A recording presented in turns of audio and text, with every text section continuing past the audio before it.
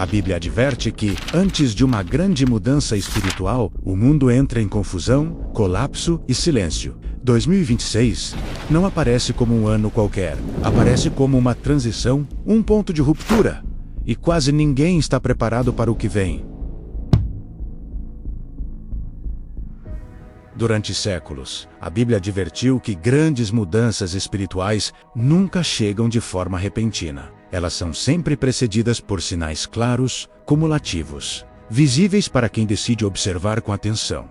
Não são anunciadas com datas exatas, nem com calendários humanos, mas com condições que se repetem uma e outra vez ao longo da história. Quando essas condições convergem, a Escritura não as apresenta como coincidências, mas como advertências. E o inquietante é que hoje esses sinais não aparecem de forma isolada, estão ativos ao mesmo tempo. Jesus deixou isso claro quando falou sobre o fim dos tempos. Em Mateus 24, ao ser questionado por seus discípulos, ele não começou descrevendo guerras, catástrofes ou colapsos econômicos. Sua primeira advertência foi muito mais profunda. Vede que ninguém vos engane. Antes que o mundo desmorone externamente, ele se fratura internamente. Antes que os sistemas visíveis caiam, a percepção da verdade é distorcida. O engano espiritual não irrompe com violência, não se impõe pela força. Avança de maneira silenciosa, progressiva, quase imperceptível. Disfarça-se de evolução, de mente aberta, de espiritualidade superior. A Bíblia chama esse processo de apostasia, não como uma rejeição frontal a Deus, mas como uma alteração gradual da verdade, na qual a linguagem espiritual permanece, mas o centro se perdeu. Paulo advertiu isso com precisão. Disse que chegaria um tempo em que muitos não suportariam a sã doutrina e procurariam mestres que confirmassem seus próprios desejos. Ele não falou de uma humanidade ateia, mas de uma espiritualidade confortável, moldada à conveniência humana. Uma fé sem confronto, sem arrependimento, sem transformação interior. Esse é o primeiro sinal do colapso espiritual. A verdade deixa de ser firme e se torna negociável. O segundo colapso é moral. Isaías descreveu séculos antes com uma clareza inquietante. Anunciou uma geração em que ao mal se chamaria bem e ao bem mal, em que a luz seria apresentada como escuridão e a escuridão como luz. Não se trata de erros individuais, mas de uma inversão coletiva de valores. Quando uma sociedade perde a capacidade de discernir entre o bem e o mal, começa a se desintegrar por dentro. Não precisa de inimigos externos. Ela se autodestrói lentamente. A Bíblia mostra que esse tipo de confusão moral sempre antecede um juízo ou um profundo reajuste, não porque Deus haja de forma impulsiva, mas porque a distorção sustentada acaba colapsando sob o próprio peso. O terceiro colapso é a soberba espiritual. Ela surge quando o ser humano acredita que já não precisa de correção, nem de referência divina, nem de limites. É a mesma atitude que se manifesta em Babel, quando a humanidade decide construir uma torre não para honrar a Deus, mas para fazer um nome para si mesma. A soberba espiritual não declara que Deus não existe, declara que Deus já não é necessário. Hoje essa soberba assume formas modernas. Expressa-se na autossuficiência absoluta, na confiança cega na tecnologia, na ideia de que o ser humano pode redefinir tudo, inclusive a própria natureza. A Bíblia adverte que, quando o homem se coloca no centro, inevitavelmente perde o rumo, porque substitui a verdade pela conveniência. O quarto colapso é a saturação espiritual. Nunca houve tanto acesso a mensagens religiosas, estudos bíblicos, pregações e conteúdo espiritual como agora. No entanto, nunca houve tanta desconexão interior. A abundância de palavras não produziu profundidade, mas ruído. A repetição constante desgastou o impacto.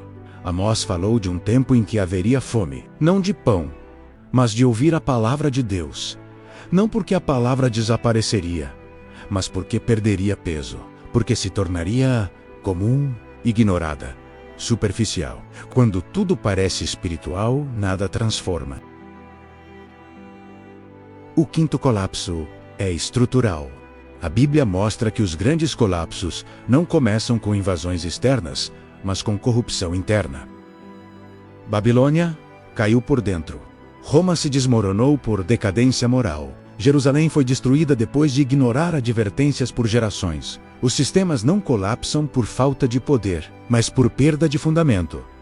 Daniel viu impérios se levantarem como estátuas imponentes, mas com pés frágeis. Sistemas que pareciam indestrutíveis, sustentados por força externa, mas enfraquecidos em sua base. A imagem é clara.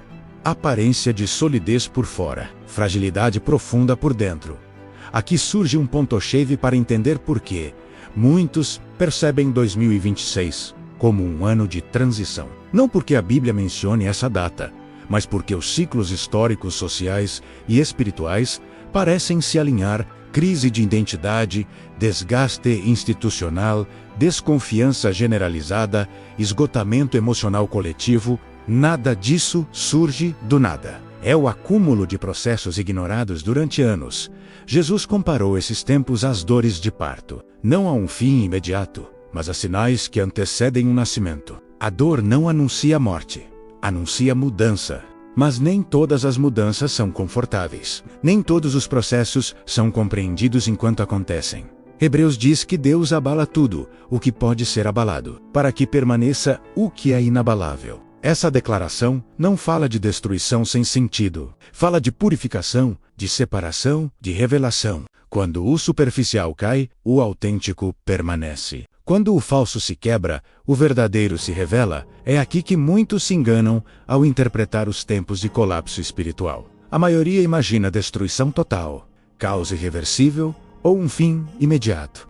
No entanto, a Bíblia nunca apresenta os grandes rompimentos espirituais como simples atos de aniquilação. Ela os apresenta como processos de separação. Cada crise profunda não apenas derruba estruturas, mas também revela, divide e redefine. Quando se observa o padrão bíblico com atenção, o colapso não é o evento final, é o mecanismo. Não é o propósito último, é o filtro. Não ocorre para apagar a história, mas para expor aquilo que realmente a sustenta.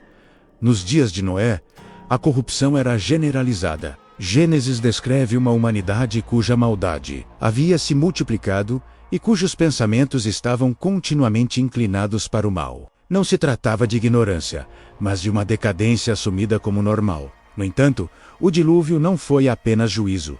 Foi seleção. Enquanto a maioria seguia seu curso sem discernimento, Noé entendeu o tempo em que vivia. Não era perfeito, mas andava com Deus. O colapso do mundo antigo não destruiu a todos por igual. Separou aqueles que haviam perdido toda a referência espiritual daqueles que ainda preservavam obediência.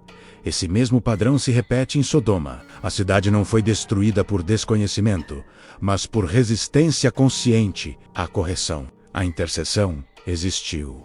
A advertência foi clara. A saída estava disponível, mas nem todos a aceitaram. Ló saiu, mas sua família evidenciou o custo de ter se adaptado por tempo demais a um sistema corrompido. O colapso não chegou sem aviso. Chegou quando a advertência deixou de produzir resposta. O Egito mostra outra dimensão do mesmo processo. As pragas não afetaram a todos por igual. A Bíblia deixa claro que houve distinção. O caos foi seletivo. O colapso não foi contra a vida, mas contra um sistema de opressão, soberba e falsa divindade. Enquanto o poder egípcio se quebrava, um povo escravizado iniciava um processo de libertação. O mesmo evento que destruiu uma estrutura abriu um caminho para outros.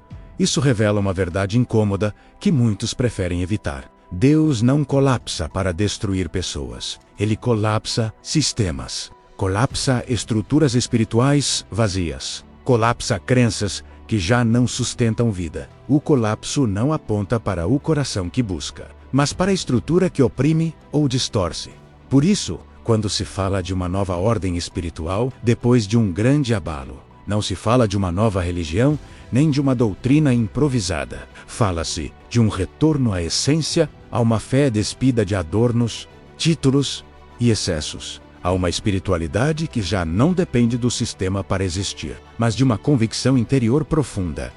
A Bíblia mostra que cada colapso espiritual produziu comunidades menos numerosas, mas mais conscientes. menos dependentes de templos e mais responsáveis por sua própria vida espiritual, menos focadas em rituais externos e mais comprometidas com coerência interior. Não houve mais ruído, houve mais raiz. O próprio Jesus aparece em um contexto de colapso religioso. O sistema do templo estava corrompido. A lei havia se tornado um fardo. A espiritualidade havia se transformado em controle e, em meio a esse cenário, ele não veio fortalecer estruturas, veio expô-las.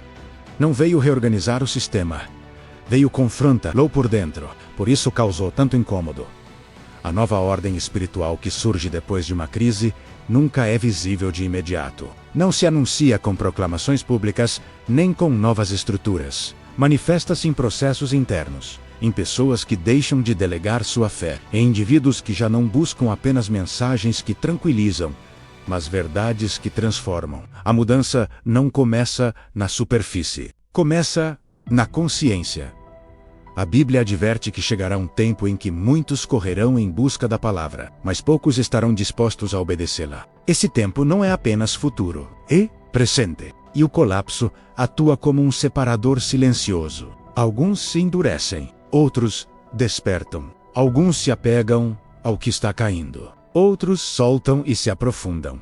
Aqui surge um ponto-chave. A nova ordem espiritual não é confortável. Nunca foi. Ela exige desaprender crenças herdadas sem reflexão. Exige soltar seguranças artificiais. Exige assumir responsabilidade espiritual, pessoal. Não basta mais pertencer. Precisamos compreender. Não basta mais repetir. Precisamos viver. Por isso, nem todos atravessam os colapsos da mesma maneira. Alguns entram em pânico. Outros entram em profundidade. Alguns procuram culpados externos. Outros revisam seu fundamento interior. A crise não cria o caráter. Ela o revela. Esse é o verdadeiro reordenamento espiritual. Não uma mudança de rótulos, mas de enfoque. Não mais religião, mas mais coerência. Não mais informação, mas mais discernimento. O colapso expõe o que estava oculto. Revela motivações. Desnuda intenções. Traz à superfície aquilo que o sistema sustentava artificialmente. E quando tudo isso cai, resta uma pergunta inevitável, pessoal, inescapável, em que a fé estava realmente apoiada. Esse é o ponto exato onde a nova ordem espiritual começa a se formar. E isso, mais do que qualquer evento externo, é o que realmente redefine uma era.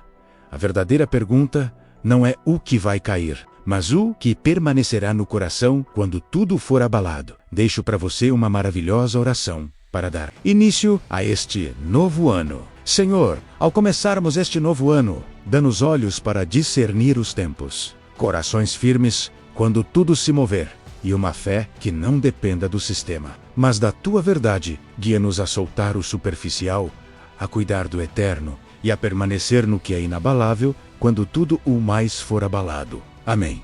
Se esta mensagem ressoou com você, inscreva-se em Entre o Céu e a Terra. Aqui seguimos lendo sinais, com verdade, com profundidade e com propósito. Deixo mais vídeos aqui para que você assista e possamos, juntos, aprender ainda mais das Escrituras. Que a bênção de Deus te acompanhe.